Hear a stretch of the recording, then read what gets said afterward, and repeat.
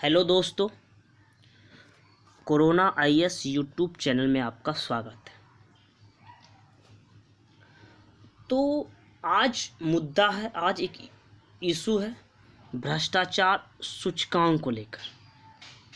हमारी जो रैंकिंग खराब आती है वैश्विक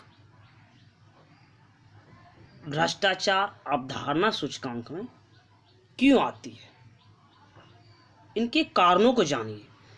तो भ्रष्टाचार सूचकांक में भारत की जो रैंकिंग आती है, चलिए जो आती है, अब इस रैंकिंग में सुधार कैसे हो। तो भारत की रैंकिंग में सुधार के लिए कदम किसने उठाया? अश्वनी उपाध्याय। अश्वनी उपाध्याय कौन है? एक भाजपा नेता हैं, वकील हैं। उन्होंने क्या किया? सर्वोच्च न्यायालय, उच्चतम न्यायालय में पीएलए दायर कर लिया, पब्लिक इंटरेस्ट लिटिगेशन, यानी एक जनहित याचिका दायर किया है। किस क्षेत्र में? जो हमारी जो स्थिति है भ्रष्टाचार में, उस स्थिति को ठीक कैसे किया जाए, उसी के लिए एक पीएलए सर्वोच्च न्यायालय में दायर किया है। आइए पूरा मामला समझ लेते हैं।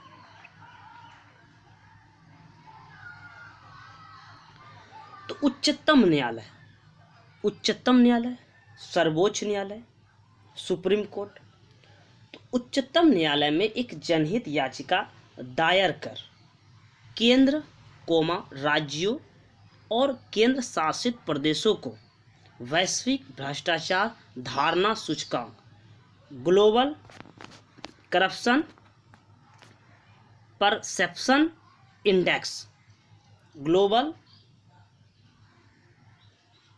करप्शन परसेप्शन इंडेक्स में भारत की खराब रैंकिंग, जो खराब रैंकिंग है, खराब रैंकिंग में सुधार के लिए, भाई सुधार कैसे हो उसके सुझाव देने के लिए विशेषज्ञ समितियों गठन करने का निर्देश देने का अनुरोध किया है इस याचिका में।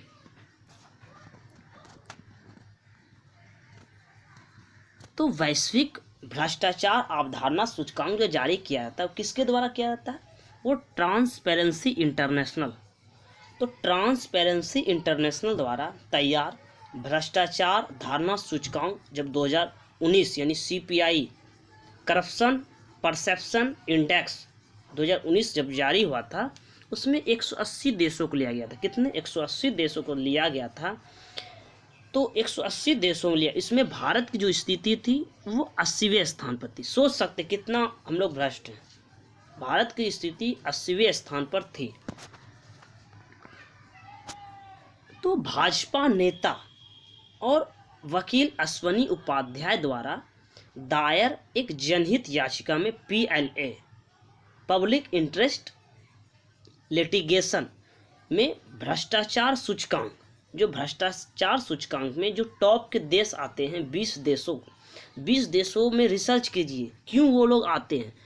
तो 20 देशों में शामिल रहे देशों के अच्छे आचरण क्यों आता है, उस पर रिसर्च की, अच्छे आचरण की पड़ताल करने के लिए, तथा रिश्वत और काले धन का जो सृजन होता है, बाहर निकलता है, उसका उन्मूलन ठीक करने के बारे में सुझाव देने के लिए विशेषज्ञ समिति का गठन करने का आदेश दिया। उस जनहित याचिका में सुप्रीम कोर्ट में दिया गया है।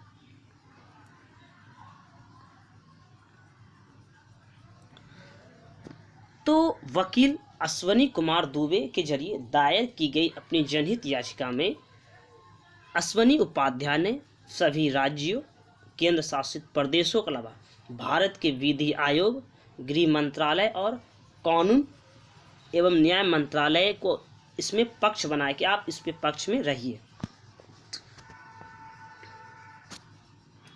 तो याचिका में भ्रष्टाचार के खतरे, कितना भ्रष्टाचार है हमारा देश, भ्रष्टाचार के खतरे, काले धन का सृजन कैसे और उसको खत्म कीजिए, और बेनामी लेन देन को खत्म करने के उपाय, और भ्रष्टाचार धारणा सूचकांक में भारत की रैंकिंग में सुधार और सुझाव दिए जाने के लिए विधि आयोग को निर्देश दिए जाने का आप निर्देश दीजिए। विधि आयोग निर्देश दिए जाने का अनुरोध किया, रिक्वेस्ट किया कि निर्देश दीजिए।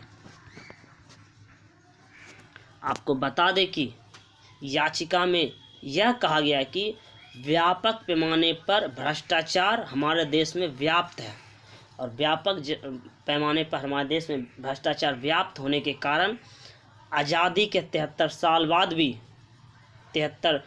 बाद भी लगभग 50% आबादी को संकट का सामना कर पड़ना। और वे किस संकट के क्षेत्र में? आजीविका में कठिनाइयों का सामना कर रहे हैं। ये इस याचिका में बताया गया। सोच सकते हैं कितना भ्रष्ट है। 73 साल बाद भी 50% आबादी आजीविका में कठिनाइयां झेल रही हैं।